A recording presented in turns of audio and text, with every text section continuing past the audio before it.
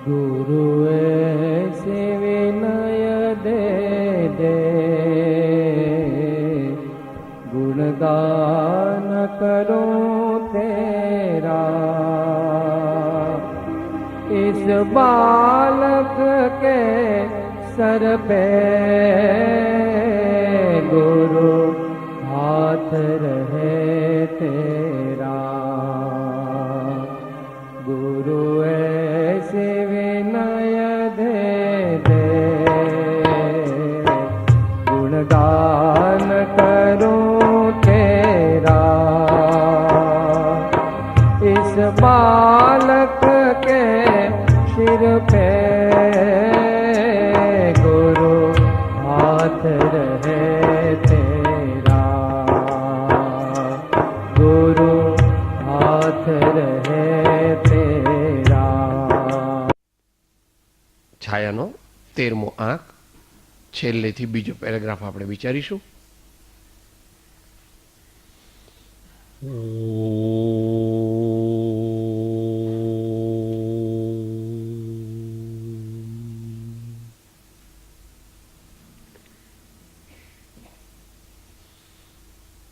પરમ પુરુષ પ્રભુ સદગુરુ, પરમ જ્ઞાન સુખધામ, જેણે આપ્યો ભાન નિજ તેને સદા પ્રણામ. જેણે આપ્યો ભાન નિજ તેને સદા પ્રણામ. ઓમ શ્રી પરમ ગુરુવે નમઃ. પરમ પ્રાચાર્ય ગુરવે નમો નમઃ.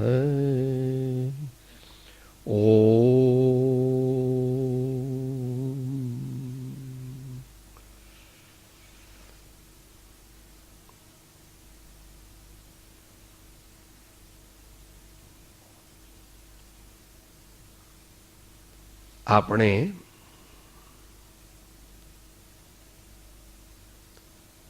દીક્ષા લીધી નથી કે સંન્યાસ ગ્રહણ કર્યો નથી. એટલે ચાલુ જીવનમાં આપણે થોડું ઘણું ઘરનું કામ કરવું પડે છે.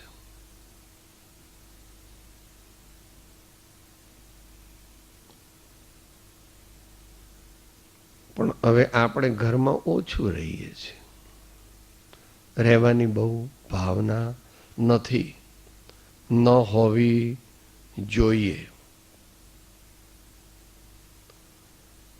તો પણ બહુજન હિતાય બહુજન સુખાય કંઈક કામ તો કરવું જ પડવાનું.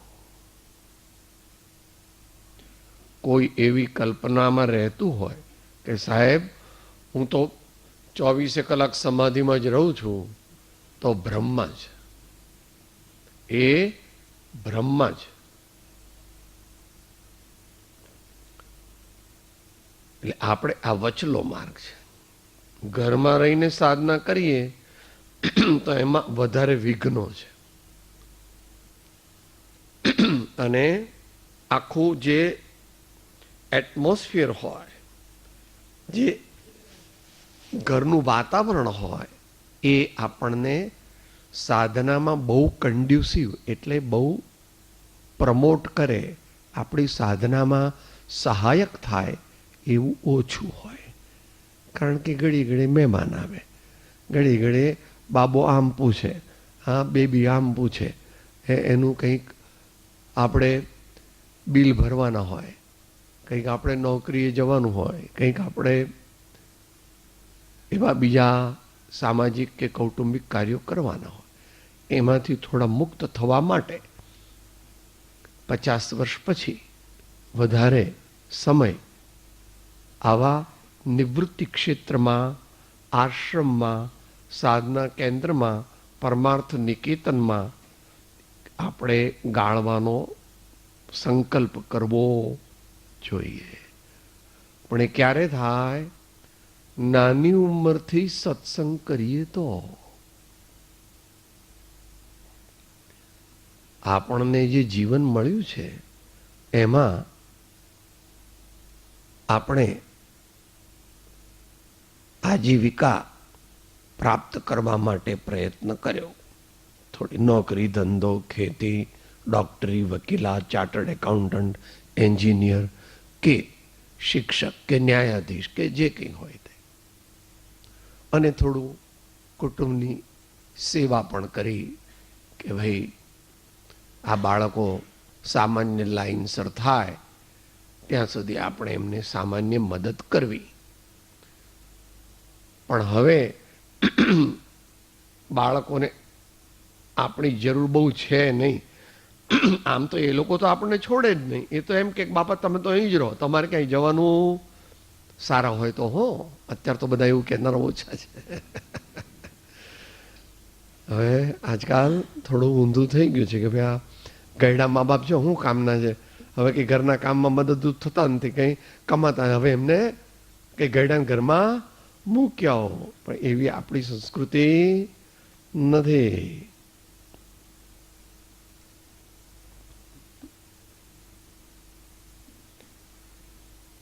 આપણે થોડા બગડી ગયા છીએ અને વધારે બગડી રહ્યા છીએ એ અપેક્ષા. ભારતીય સંસ્કાર પ્રણાલી, સંયુક્ત કુટુંબની ભાવના, મોટું ઘર હોય તો સાથે રહેવાય એવો નિયમ નથી, પણ મોટું દિલ હોય તો સાથે રહેવાય.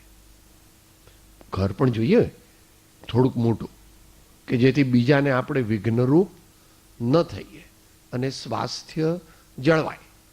પણ એ કંઈ 100% આપણા હાથમાં નથી.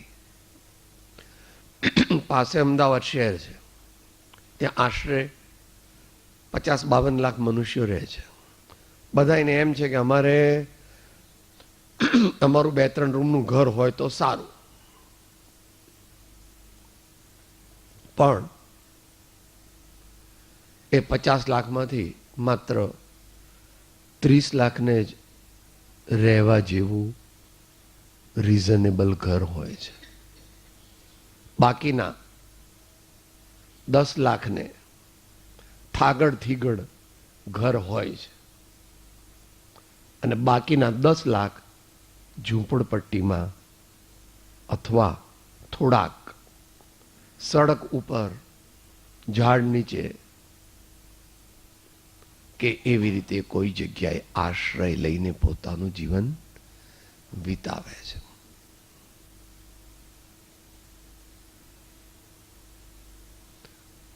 આપણે અત્યારે પુણ્યનો ઉદય છે એટલે આપણે મને સાહેબ એ લોકો તો અભણ, એ લોકોને તો અક્કલ નહીં, એ લોકોને તો ધંધો વેપાર ન આવડે, એમનું કર્મ એ ભોગવે. એવું નથી પ્રભુ. આપણને આપણી હોશિયારીથી બહુ કમાઈએ છીએ એવું ન માનવું.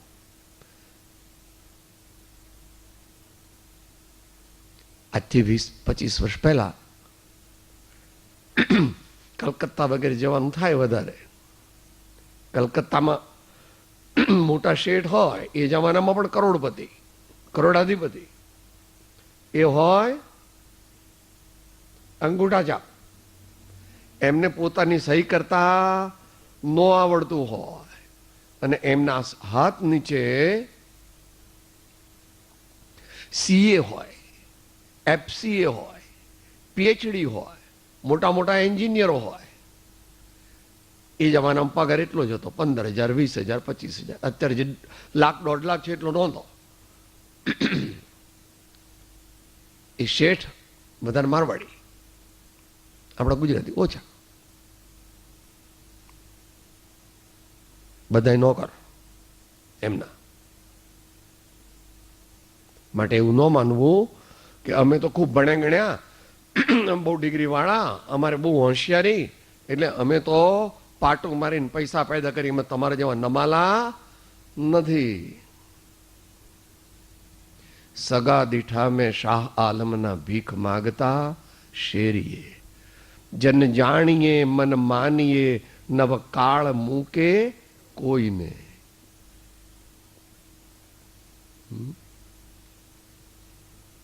ભાગ્યનું ચક્ર ફરતા કરોડપતિ રોડપતિ થઈ જાય અને રોડપતિ પણ કરોડપતિ થઈ શકે છે.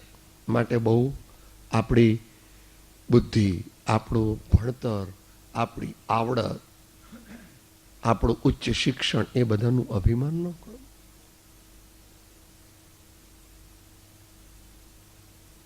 એટલે વાત ચાલતી હતી કે ભાઈ આપણે કુટુંબની થોડી સેવા કરી, આપણે છોકરાઓ સામાન્ય લાઈનસર છે એ હોય કે ન પણ હોય, એક છોકરાને લખવા હોય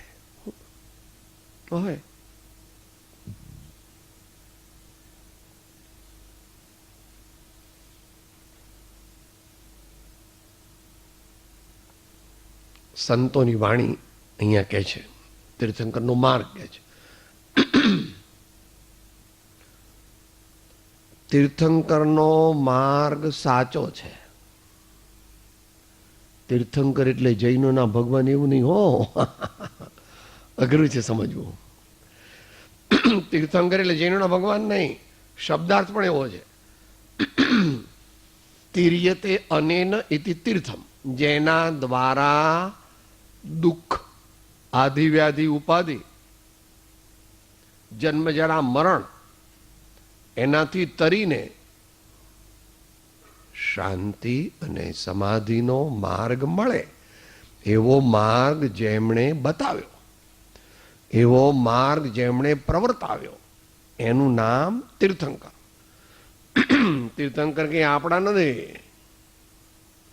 તીર્થંકરની સભામાં તો દેવો પણ આવે, મનુષ્યો પણ આવે અને પશુ પક્ષી પણ આવે.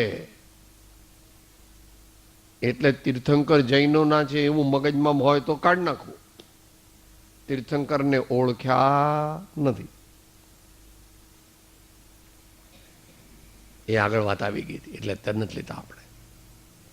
પણ ભગવાન એટલે તીર્થંકર એટલે એ તો સર્વજ્ઞ છે. તીર્થંકર કોણ હોય? સર્વજ્ઞ હોય. સર્વજ્ઞ એટલે બધું જાણનાર, બધું જાણનાર. કે સાહેબ એમને અમારી ફેક્ટરી ચલાવતા આવડે, એ વાત તો તુચ્છ છે. એ વાત તો તારી ફેક્ટરી તારા માટે બહુ મોટી છે. ભગવાન તો સમ્રાટ હતા અને થોડા ભગવાન તો 6 ખંડના રાજા હતા. માનવું ન માનવું દરેકને વ્યક્તિગત વાત છે. દ્રવ્યમાં બદામ સરખી પણ રાખવાની આજ્ઞા નથી. અહીંયા આગળ જૈન સાધુની ચર્યાનું વર્ણન છે એટલે એમાં બહુ ડિટેલમાં નહીં જઈએ. જૈન સાધુ પોતે પોતાની પાસે જે આહાર લીધો પછી થોડો આહારની પોટલી સાંજ માટે બાંધી જાય એવું એલાઉડ નથી, એવી આચાર સંહિતા નથી. બાહ્યવર્તી લિંગધારી લૌકિક વ્યવહારમાં અનંતી વાર રખડ્યો છે. થોડું કડક બોલ્યા છે પણ આ તો બધાએ કીધું છે. હો, કૃપાળુદેવ કહે છે એવું નહીં, આપણા ભાઈ ગાય છે જટા બળાઈ, ભભૂત લગાઈ, એવું બધું ઘણું કર્યું. એમાં યમ નિયમમાં બધા વર્ણન કર્યા છે અને પૂર્વાચાર્યોએ પણ એ વાત કરી છે. આત્મકલ્યાણ કરવું હોય તો સત્સંગ દ્વારા આપણું જીવન પવિત્ર બનાવવું જોઈએ. ભક્તિ અને સાચી સમજણ દ્વારા આપણું જીવન પવિત્ર બનાવવું જોઈએ. આપણા જીવનમાં ક્ષમા, વિનય, પ્રેમ, સૌહાર્દ, મ્યુચ્યુઅલ કોઓપરેશન,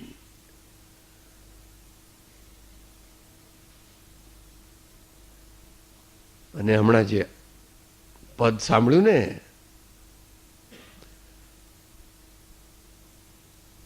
સંતો સાદી ભાષામાં લે છે, બોલીએ આપણે.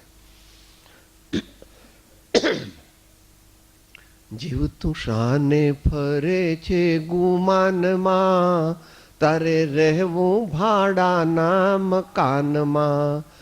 જીવતું શાને ફરે છે માનમાં, તારે રહેવું ભાડાના મકાનમાં. જીવતું શાને ફરે છે ગુમાનમાં, તારે રહેવું ભાડાના મકાનમાં. જીવતું શાને ફરે છે ગુમાનમાં, તારે રહેવું ભાડાના મકાન. એ બધું લાંબુ લાંબુ કહે છે કે ભાઈ આવા આનો બનેલો છે તારો બંગલો, આ મકાન તારે એકાએક ખાલી કરવું પડશે.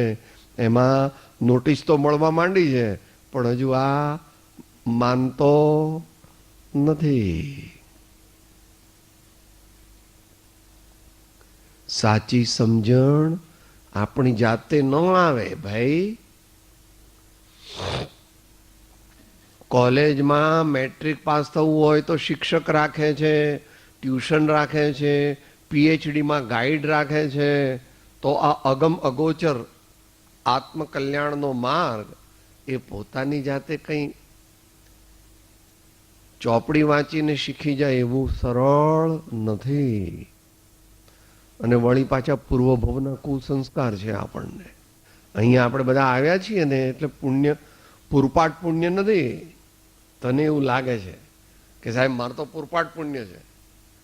આ દીકરા બંગલા મોટર સોનું ચાંદી હીરા માણેક મોતી દુનિયામાં વટ પડે એ પૂરપાટ પુણ્ય નથી. વિનય પ્રગટે, ભક્તિ પ્રગટે, સદગુણો પ્રગટે, દાન દેવાનું મન થાય, બીજાઓને આપણે મદદરૂપ થઈએ એવું મન થાય, રાષ્ટ્રની સેવા, સમાજની સેવા, લોકોની ગરીબોની સેવા એવું કરવાનું મન થાય, ત્યારે જાણવું કે પુણ્યનો ઉદય બરાબર થયો છે. બુદ્ધિ તો બધામાં ઘણી છે પણ કુબુદ્ધિ છે. આપણે શું જોઈએ છે? સુબુદ્ધિ. શાસ્ત્રમાં એને સુમતિ કહે છે. સુમતિ એ પુણ્યનો ઉદય કોને છે? સાચા પુણ્યનો ઉદય. હા, આપણે પણ ખાવા માટે જોઈએ, પીવા માટે જોઈએ, ઓઢવા માટે જોઈએ, સૂવા માટે જોઈએ, એ બધું બરાબર છે. એ સામાન્ય પુણ્યનો ઉદય છે. પણ આવો મનુષ્ય ભાવ મળ્યો ને પછી એમાં સત્સંગ મળ્યો, સદગુરુનો યોગ મળ્યો, હજુ ઇન્દ્રિયો પૂર્ણ છે, આંખે દેખાય ત્યાં સુધી ભગવાનના દર્શન કરી લેવા, પગ ચાલે છે ત્યાં સુધી સત્સંગમાં જવું અને મંદિરમાં જવું, ભગવાનના દર્શન કરવા અને સંતોની સેવા કરવી, હાથ ચાલે છે ત્યાં સુધી દાન દેવું, દાન દેવું, હજી લકવા થઈ ગયો નથી ત્યાં સુધી ભગવાનનું નામ બોલવું, ભગવાનનું નામ બોલવું, ભજન બોલવા, ભગવાનની સંતોની સ્તુતિ કરવી, કાને સંભળાય છે ત્યાં સુધી કથા સાંભળવી, ધર્મ વાર્તા સાંભળવી, સ્વાધ્યાય સાંભળવો, સંતોના પદો સાંભળવા. આવું છે. શરીરનો સદુપયોગ કરવો, વાણીનો સદુપયોગ કરવો, અને મન મળ્યું છે ને મનનો પણ સદુપયોગ કરવો. કે મનનો સદુપયોગ કેવી રીતે થાય?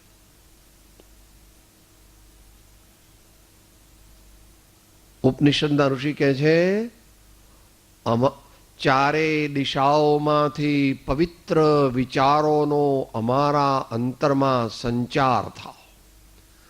ચારે દિશાઓમાંથી પવિત્ર વિચારોનો અમારા અંતરમાં સંચાર થાવ.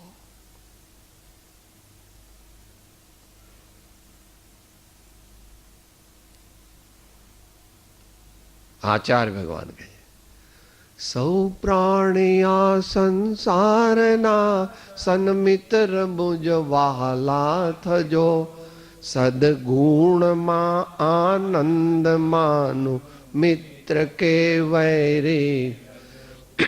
દુખિયા પ્રતિ કરુણા અને દુશ્મન પ્રતિ મધ્યસ્થતા. શુભ ભાવના પ્રભુચાર પામો હૃદયમાં. શુભ ભાવના પ્રભુચાર આ પામો હૃદય. તે કીધું કે આપણે આ મનનો સદુપયોગ કેવી રીતે કરવો? સારા વિચાર. પણ સારા વિચાર કોને આવે? સારા વિચાર ક્યારે કરી શકાય? સારા કાર્યો કરીએ તો સારા વિચાર આવે. સંતોના સમાગમમાં રહીએ તો સારા વિચાર આવે. સારા સારા પુસ્તકો વાંચીએ તો સારા વિચાર આવે. સજ્જનોની સંગતિમાં રહીએ તો શાસ્ત્ર કહે છે કાવ્ય શાસ્ત્ર વિનોદેન કાલહ ગચ્છતિ ધીમતામ. બુદ્ધિમાનોનો સમય કાવ્યમાં, શાસ્ત્રમાં અને નિર્દોષ આનંદમાં વીતે જ. અને દુનિયાના લોકો કલહ, એકબીજા સાથે ઝઘડા, એકબીજા સાથે તૂતા કરીને બોલાવવું, બીજાનું અપમાન કરવું અને ખોટા વ્યસન કરવા, અને એનાથી જીવન વીતી જાય. એવું આપણે કરવું. માટે ભગવાનની વાત, ભગવાનનો માર્ગ સાચો છે. વૈષ્ણવના કુળ ધર્મના ગુરુઓ આરંપરિક ગ્રહ મૂક્યા વગર લોકો પાસેથી લક્ષ્મી ગ્રહણ કરે છે અને તે રૂપી વેપાર થઈ પડ્યો છે. અત્યારે તો બધાયમાં આવું થઈ ગયું છે. થોડું ઘણું બધાયમાં થઈ ગયું છે. પણ આપણે એ વિષયની ચર્ચામાં બહુ ઉતરવું નથી, કારણ કે મોટો વિષય છે અને એમાં વિવાદના પ્રસંગ આવે.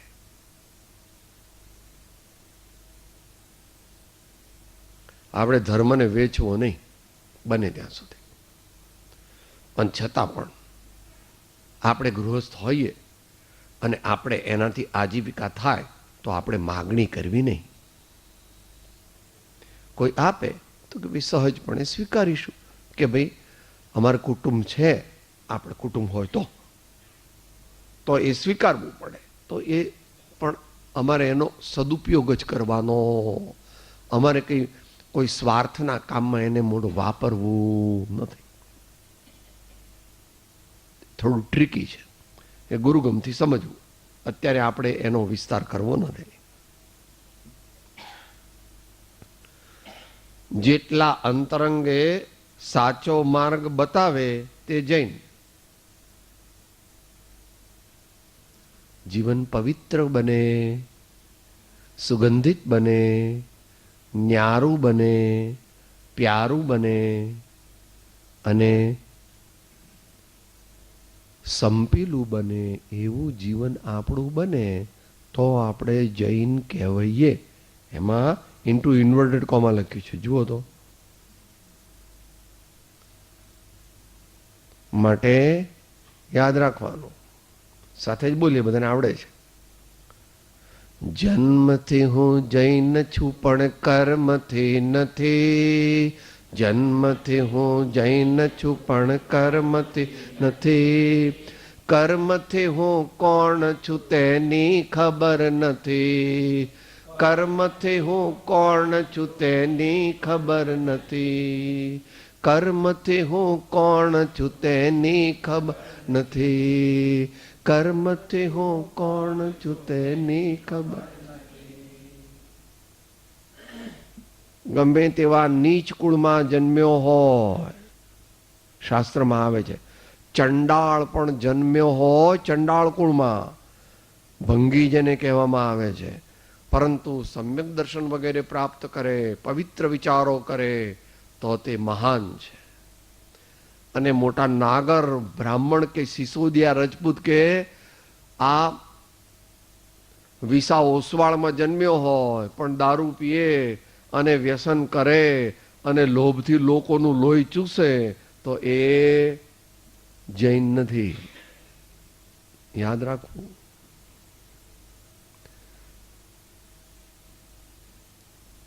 પૂર્વાચાર્યોએ જે વ્યવસ્થા વર્ણનની કરી છે એ તો એક સમાજની સારી રચના થાય એટલા માટે કરી છે કે ભાઈ ક્ષત્રિયો હોય તો એ રક્ષણ કરે ધર્મનું, યુદ્ધમાં પ્રવીણ બને, સંસ્કૃતિનું રક્ષણ, રાષ્ટ્રનું રક્ષણ એ શ્રાવકની ફરજ છે. બ્રાહ્મણ હોય તો વિદ્યા પોતે પ્રાપ્ત કરે, બધાને વિદ્યા આપે, ભણે અને ભણાવે, એવું બધું કરે. વૈશ્ય હોય તો સુયોગ્ય રીતે વેપાર કરી અને ધન પ્રાપ્ત કરી અને સમાજને અર્પણ કરે. જગડું શાહ બનવાનું. બીજા કયા હતા? બામા શાહ હતા. તો પહેલેથી ચાલ્યું આવે છે. કર્ણ દાનવીર હતો, હર્ષ દાનવીર હતો, ભોજ દાનવીર હતો. હજુ પરંપરા ચાલી આવે છે થોડી ઘણી. અત્યારે બિરલા ને ટાટા એ પણ પોતાની રીતે કરે છે જે સારા છે તે. સોશિયલ ઓબ્લિગેશન્સ દરેક કંપની વાળાને પોતાના કર્મચારીઓના બાળકોને ભણાવવા, એમને સ્કોલરશીપ આપવી, એમને યોગ્ય મકાન આપવું, એમને યોગ્ય વેતન આપવું, એમને સુપરએન્યુએશન આપવું, એ ઘરડા થઈ જાય તો એમને યોગ્ય જે કંઈ પેન્શન જેવું કંઈ આપવું. કે ધર્મમાં આવું? હા, પોતે કેવી રીતે સુખ પામવું, સગવડ પામવી અને બીજાને પણ સુખ અને સગવડ થાય એવી વ્યવસ્થા કરવામાં સહયોગી બનવું. પણ કર્તૃ અહંભાવ ન લાવો, અહંભાવ ન લાવવો.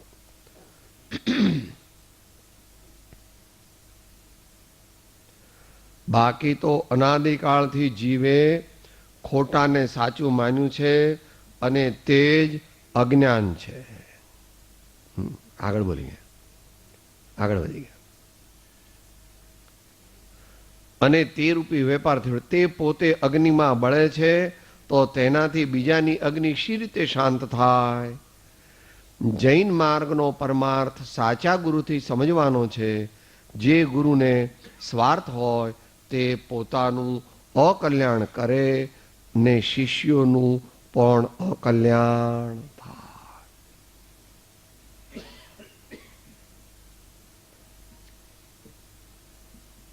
પૂર્વાચાર્યોએ તો કહ્યું જ છે. શું? પણ હમણાં બોલ્યા ને કબીરજીએ. કબીરજીએ શું કીધું? ગુરુ લોભી શિષ્ય લાલચી, દોનો ખેલે દાવ, દોનો બૂढ़े બાપડે, बैठ पत्थर की नाव.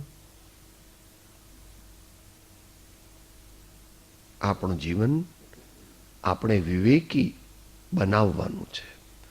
સારું શું, નરસું શું, શું ખવાય, શું ન ખવાય, શું પીવાય, શું ન પીવાય, કેવું પહેરાય, કેવું ન પહેરાય. આજકાલ બધું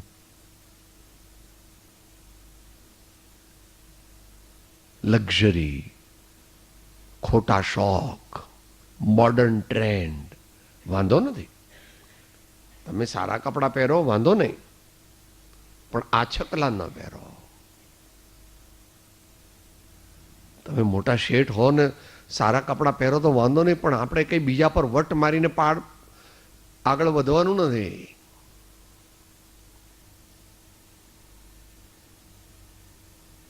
પાઘડી, ટોપી,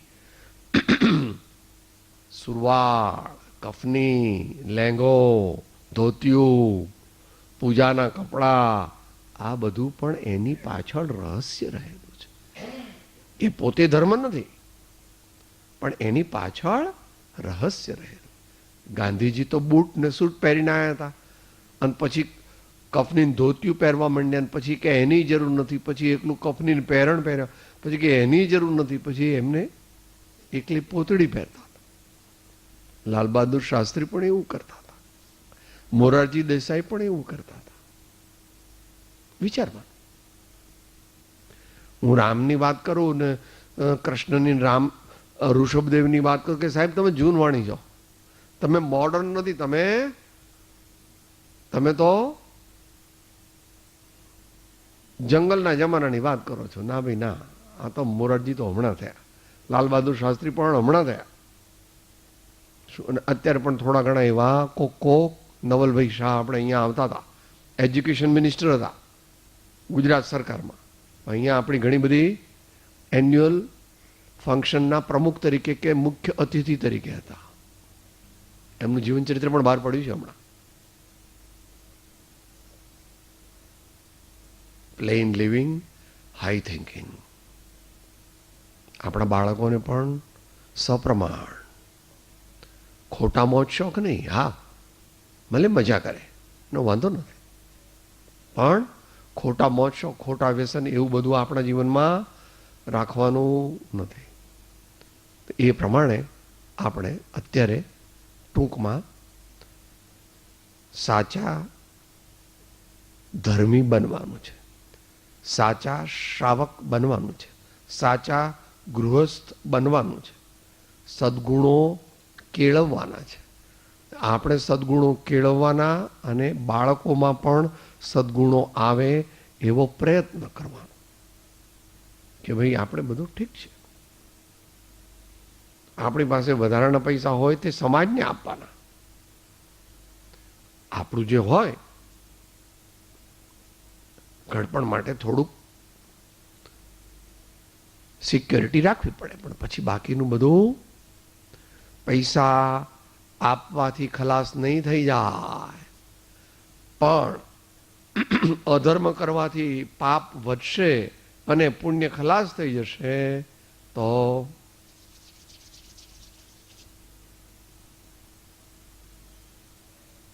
આવું બધું સંતો આપણને સમજાવે છે. માત્ર સમજાવતા નથી, પોતાના જીવનમાં એમણે ઉતાર્યું છે. તેઓ પણ નિસ્વાર્થ જીવન બને એટલું જીવે છે. આપણે એમના પગલે પગલે ચાલીએ, આપણે પણ સારા ગૃહસ્થ બનીએ, આપણે પણ સદગુણ સંપન્ન ગૃહસ્થ બનીએ. આપણા જીવનમાં કોઈ વ્યસન ન હોય, આપણે પણ દાન, શીલ, તપ, ભાવ એમાં પ્રવર્તીએ અને આપણા જુનિયર્સ જે હોય, બાળકો હોય, યુવાનો હોય, તેને પણ આપણા જીવનમાંથી શીખવાનું મળે એવું આપણું જીવન સ્વ પર કલ્યાણકારી બને. અને આપણે જે 55-60 ઉપરના થઈ ગયા એ તો વિશેષપણે ધર્મ કરે. એ માટે પ્રભુ આપણને શક્તિ આપે, ભક્તિ આપે. સત્સંગ કરવા માટેનું પ્રતિજ્ઞા કરીએ, સ્વાધ્યાય કરવાની પ્રતિજ્ઞા કરીએ, સદગુણો કેળવવાની પ્રતિજ્ઞા કરીએ. એ જ પરમાત્માને પ્રાર્થના. સર્વથા સહો સુખી થાવો, સમતા સહો સમાચરો, સર્વત્ર દિવ્યતા વ્યાપો, સર્વત્ર શાંતિ વિસ્તરો. ઓમ શાંતિ શાંતિ શાંતિ. સદગુરુ પરમ કૃપાળો મે ત્રિલોકનાથ સબ સંતન કી જય. આનંદ. આવું બધું થાય એટલા માટે આપણે નિયમ લેવા જોઈએ, પ્રતિજ્ઞા લેવી જોઈએ, સંકલ્પ કરવો જોઈએ. એ આપણે યથા સમયે આપણે વિચારીશું અને આપણા જીવનમાં પણ ઉતારીશું. અત્યારે પણ થોડું થોડું બને એટલું આજથી જ ધર્મ કરવાનો, આજથી જ નહીં, અત્યારથી. જમ્યા પછી નહીં, જમ્યા પછી તો ઊંઘ આવે, આળસ આવે. અત્યારથી પણ ભગવાનનું સ્મરણ અને સત્કાર્ય કરવાના છે. સાથે બોલીએ સૂત્ર. હું આત્મા છું, આપનો સેવક છું, સૌનો મિત્ર છું. હું આત્મા છું, આપનો સેવક છું, સૌનો મિત્ર છું. હું આત્મા છું, આપનો સેવક છું, સૌનો.